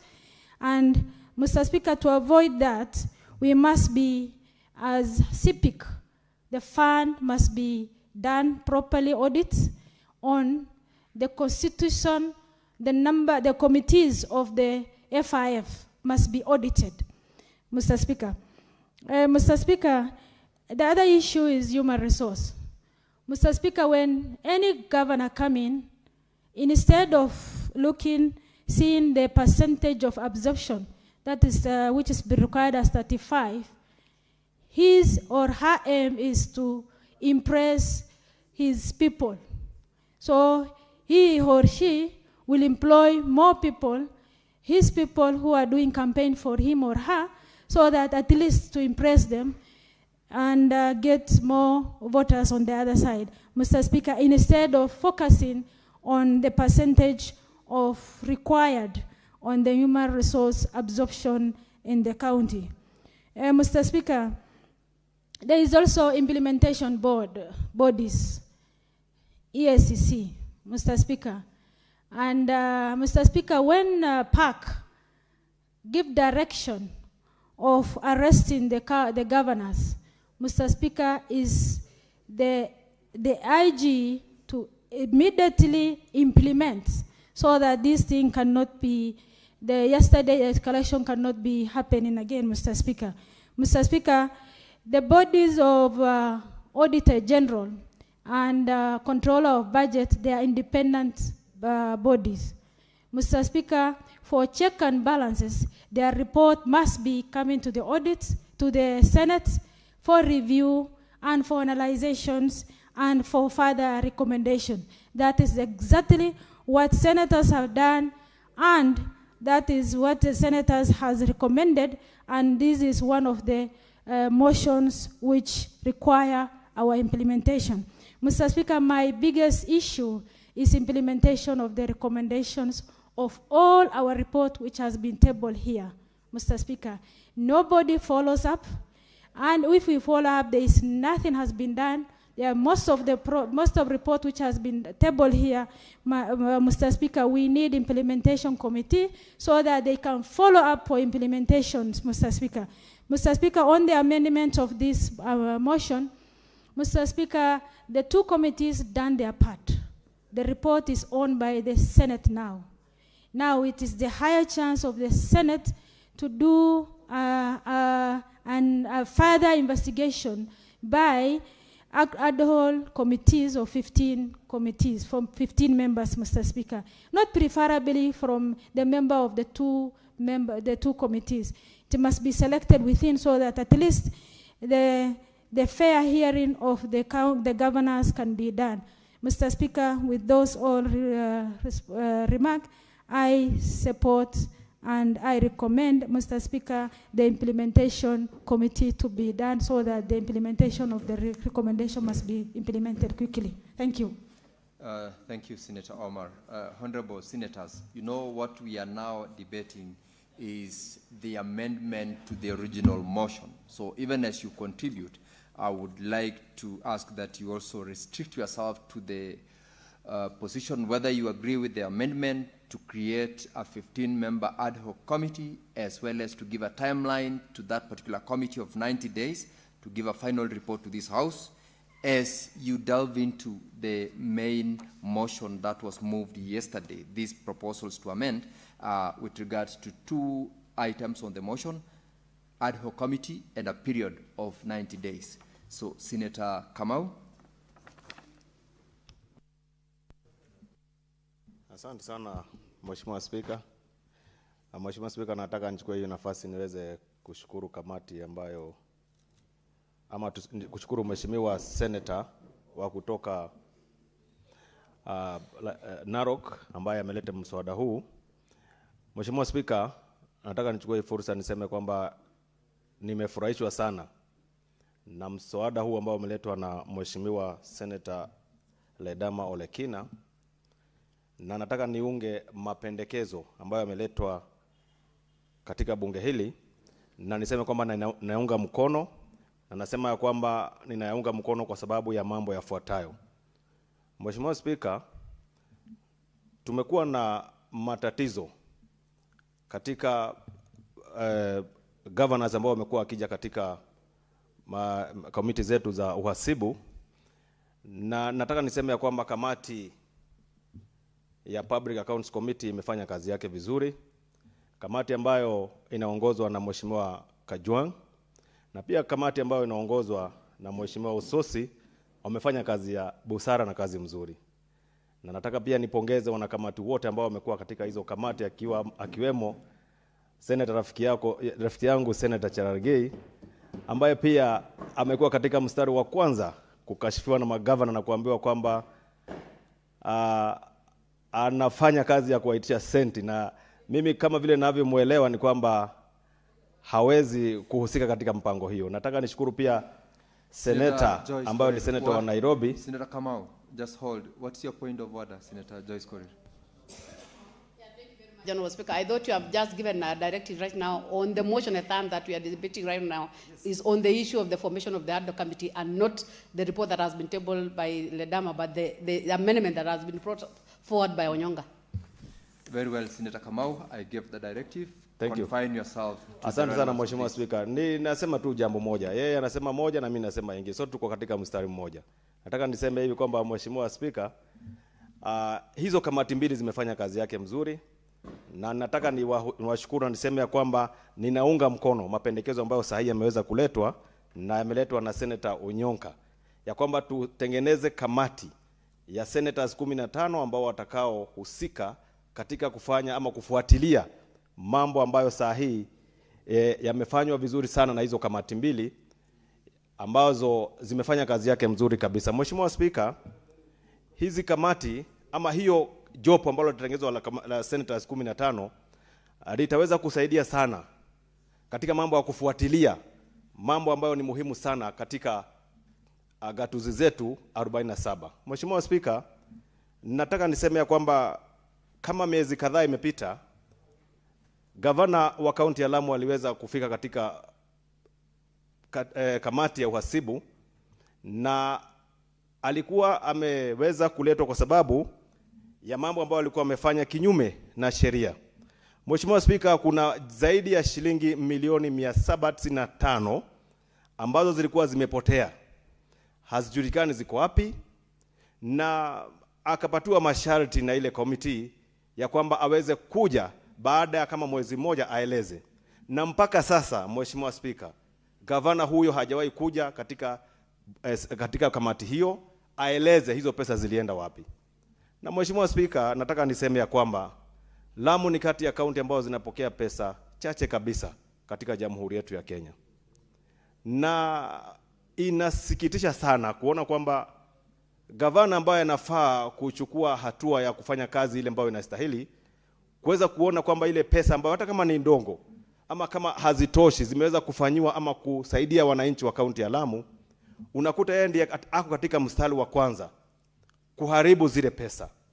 Na mimi nasema hivi kwa sababu niko na uhakika kuna mambo ambayo yamefanya ama kuna mhasibu ambaye ameweza kufanya mahesabu na kusema ya kwamba pesa takriban zaidi ya shilingi milioni 795 zimeweza kuvujwa ama kutumika vibaya. So ni wajibu wa governor akuje aeleze. Na ndipo sasa inataka kuunga mkono hilo jombo ambalo litakalo maundwa katika bunge hii katika siku 90. Jambo la kwanza ningependa hiyo kamati ifanye ni kufuatilia hizi pesa za Lamu zaidi ya shilingi milioni 795 ambazo zimefujwa na hazikutumika vile ambavyo vinavyostahili. Hiyo kamati iweze kuanzisha jambo hilo liwe la kwanza la kufuata hizo pesa ili zile pesa ziweze kuingia katika mipango ya kusaidia wananchi wa kaunti ya Lamu. Mheshimiwa Speaker, kaunti ya Lamu kama vile nimesema inapokea pesa kidogo kabisa. Juzi mhasibu wa mahesabu ameweza kutoa ripoti na kusema kwamba gavana wa kaunti ya Lamu anajipatia shilingi milioni 1.5 za pesa za kununua nyama ya gavana. Nyama ambayo gavana anakula. Sasa unashindwa kwani yako na tumbo kiasi gani gavana huyu? Mheshimiwa Speaker, ni jambo ambalo linahuzunisha zaidi. Anatenga zaidi ya shilingi milioni 1.6 ati ananunua kuku. Na ili hali kuna watoto katika ward kama ya Basuba wanaenda shuleni, watoto wa chekechea hakuna hata uji wanapata katika ile shule. Mheshimiwa Speaker, ni jambo la kuhuzunisha sana na kuona kwamba huyu gavana anatumia pesa za ugatuzi vibaya. Sisi katika bunge hili tumepewa mamlaka na katiba kifungu cha 96 ya kwamba tuweze kulinda gatuzi zetu na serikali zake. Na Mheshimiwa Speaker, unakuta gavana huyu anavuja pesa kiholela na akiletwa katika kamati ya uhasibu anachukulia tu mambo hivi kirahisi na anaenda scot free, anakuwa sasa hakuna mtu anaweza kumuuliza swali. Na umeona pia juzi ameitwa katika kamati hiyo, pia ndiye kati ya wale magavana ambao walichana mbuga kupotea wasije katika kamati ya uhasibu kujibu maswali. Mimi nataka niseme kwamba naunga mkono kwamba magavana waweze pia kuja katika bunge hili la Senate pia kujibu maswali ili ulimwengu mzima uweze kuwaona vile ambavyo wanavyofuja pesa ambazo zinafaa kusaidia wananchi wetu. Mheshimiwa Speaker, kuna mambo ambayo nimetaka kusema kwamba yanahuzunisha sana. Na mambo haya yanaweza kuchukuliwa kwa uzito kabisa na kamati ambayo itatengenezwa watu 15 ili gavana atakaye pia kaidi kamati hiyo ambayo tutakayounda baada ya siku 90 kuanzia sasa, ile kamati hiyo imepewa uwezo ya kwenda katika kitengo cha anti-corruption na kuripoti yule gavana aweze kuchukuliwa hatua na hatimaye kuwekwa jela kwa sababu ya ufujaji wa pesa za kaunti. Mheshimiwa Speaker, Lamu ni kaunti ambayo inapokea pesa kidogo, lakini saa hii juzi mhasibu wa mahesabu ameweza kutoa report na akasema kwamba Lamu inatumia 3% peke yake katika pesa za maendeleo katika kaunti ya Lamu. Pesa hizi zingine zote zinafujwa. Na Mheshimiwa Speaker, mimi kama senator wa kaunti ya Lamu nikiongea mambo hayo, gavana anaanza kuenda kufanya mobilization huko kwa ground na kuambia wananchi kwamba senator ananiingilia kwa njia ambayo haistahili, na hatimaye juzi pia amekimbilia kotini. Mheshimiwa Speaker, ni jambo ambalo linahuzunisha sana kwa sababu mimi ninafuatilia pesa za wananchi wa kaunti ya Lamu vile ambavyo wanaweza kusaidika kutokana na pesa ambayo mimi natoa hapa katika Senate hii ama nazitoa katika serikali kuu kuzipeleka katika kaunti ya Lamu zikaweza kufanyia wananchi wa Lamu kazi. Na Mheshimiwa Speaker, hiyo inaonesha kwamba sio Lamu peke yake. Hii shida iko katika gatuzi zetu zote 47. Na lazima kwamba tuwajibike kama senators kuona ya kwamba tumeweza kulinda serikali za ugatuzi, kwa sababu tukiwachilia serikali za ugatuzi sasa, Mheshimiwa Speaker, hiyo kaunti zetu zitakuwa wananchi hawezi kupata nafasi, na wananchi wanategemea sisi kama senators tuweze kuwasaidia kutokana na mtego wa utumizi wa matumizi mabaya wa pesa za serikali. Mheshimiwa Spika. Mheshimiwa Spika, nataka nitoe uhakikisho kwa wananchi wa Kenya kwamba sisi kama seneta tutasimama kidete kuwatetea na kuwalinda, tukifuata katiba ambayo mlipitisha mwaka 2010, kuona kwamba tumewasaidia msiweze kugadamizwa na hao governors ambao hataki kuja kuwajibika katika Senate hii. Na Mheshimiwa Spika, mimi naunga mkono ya kwamba jopo hilo la watu 15 la senators 15 liweze kuundwa kwa haraka sana, ili katika muda wa siku 90 liweze kufanya kazi na tuweze kuona matunda ya hiyo kamati, na wananchi wetu waweze kuhisi kwamba wao wako wanajivunia kuwa ya kwamba ugatuzi inawasaidia. Mheshimiwa Spika, hospitali hazina madawa.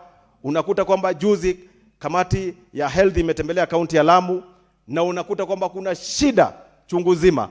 Hakuna madawa, hakuna equipment muhimu ambazo zinafaa kusaidia wananchi wa kaunti ya Lamu, lakini unakuta kwamba pesa zinafujwa kwa njia ambayo haistahili.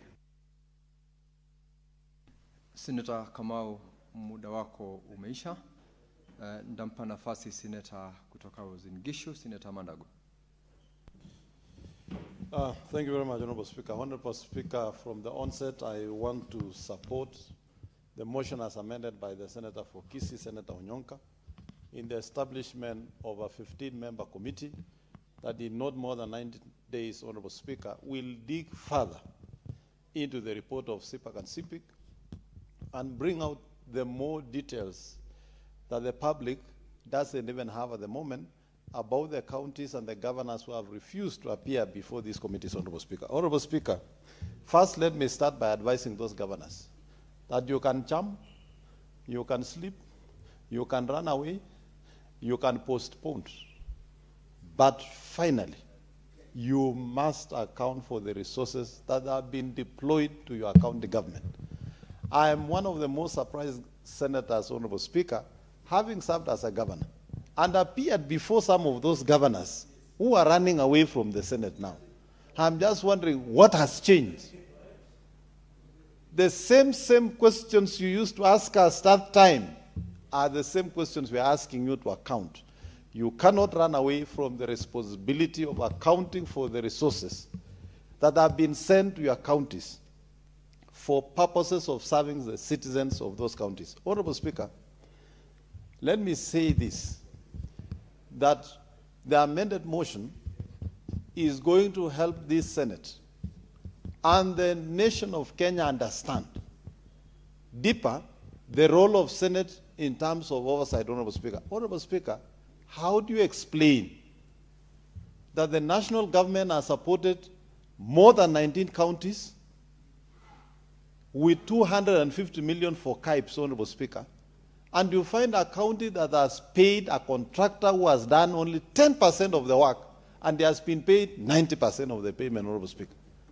And these are the people who are telling us we should not account. I'm surprised that the chair of COG, the governor for Wajir, an FCPA fellow, who is supposed to be a member of good standing of ISPAC, Honorable Speaker, can have the audacity to sign a statement of telling governors not to appear to account. What has happened to his oath as an FCPA of ISPAC, Honorable Speaker? Wajir County is one of the counties we visited as the health committee of this Senate. And we found a TB Manyata in a very sorry state, Honorable Speaker.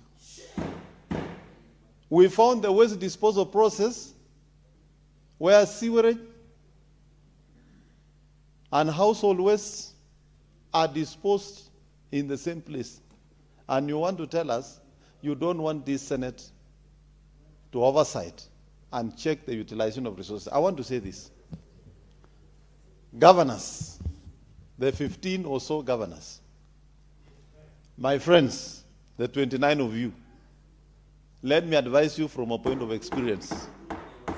You better appear before these committees when the time is still there, when you still have access to those government records. Because if you have forgotten, I want to remind you, the Archives Act of this country requires that government keeps government records for 30 years. This Senate will be in existence way even after 30 years. And we shall still pursue you to account for those resources, whether you will be in Wajir, or Uasin Gishu, or Samburu. And it is embarrassing for the governor of Samburu to have even stepped in the presence of the Senate. He became so athletic that I thought he was a pace setter for Kipchoge. Honorable Speaker, it is regrettable that I was not in the House. I could have matched that race, and he could be somewhere cooling his heels at the parliamentary police station. Honorable Speaker, I say this with a lot of pain. Samburu County is the county with the highest mortality rates. We lose more mothers giving birth in Samburu than any other county in this country. Senator Mandago, do you want to be informed by the Honorable Senator from Nandi? I don't mind because he's a senior member of the House, but he must be reminded I'm a two-term governor, so he must inform me that information. Very well, Senator Mandago.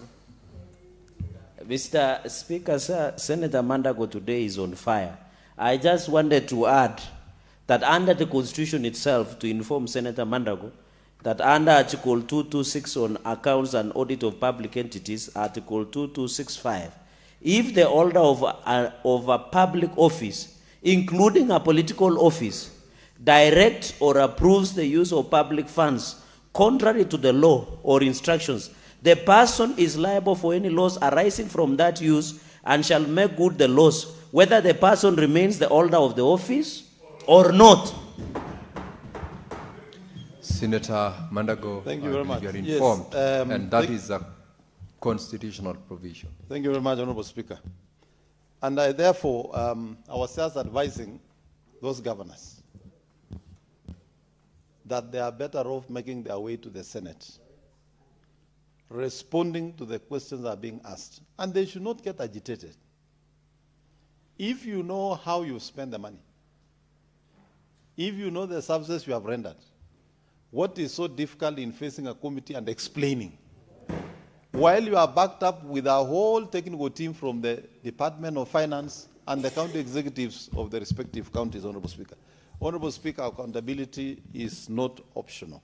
We are asking the governors to appear before the Senate and account for the resources. And particularly, I'm very particular with those who are senators in this House, and we appeared before them. They should be the first ones to be here to account for those resources, Honorable Speaker. Honorable Speaker, the amended motion that I support that this committee be given 90 days.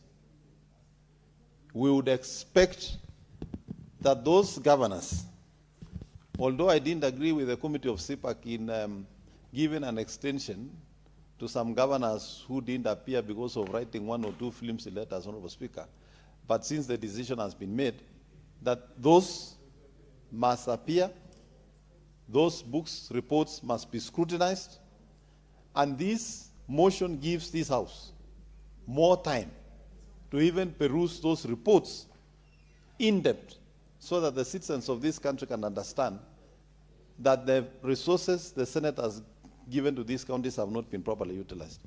Honorable Speaker, I noted with a lot of concern the reports from the Controller of Budget. I have seen the Controller of Budget periodically and a number of times, more often, give us the status of debts in national government, Honorable Speaker. But we don't get an equal coverage of the debts and pending bills we have in our counties, Honorable Speaker. Honorable Speaker, in my own county, I was surprised that they passed on a supplementary budget with a pending bill of 4.5 billion, Honorable Speaker. Honorable Speaker, from the start of this session of this House, this Honorable House has sent to Uasin Gishu County more than 45 billion Kenya shillings. How then, in a period of 3 years, incur a pending bill of 4.5 billion, Honorable Speaker? Honorable Speaker, in my own county, just in a month ago, there was fanfare in the launch of road maintenance using National Youth Service equipment, Honorable Speaker. 2 days ago, those NYS equipment have packed their things and they are back to NYS. They are now instructing contractors to do the roads before doing the proper procurement. What was the reason of bringing in NYS? Why has NYS left before completion of the work? And when we want to ask for accountability of these things, governors want to run around crying, making noise, and trying to portray senators in a manner that we are attacking governors. We are not. We are only performing our duties. Honorable Speaker, I would like the control of budgets, because the law is very clear that pending bills are a first charge in the next budget. We would like to know why is it that our counties owe KEMSA money for drugs for more than 4 financial years, for more than 3 financial years, Honorable Speaker, when the law is very clear that pending bills is a first charge.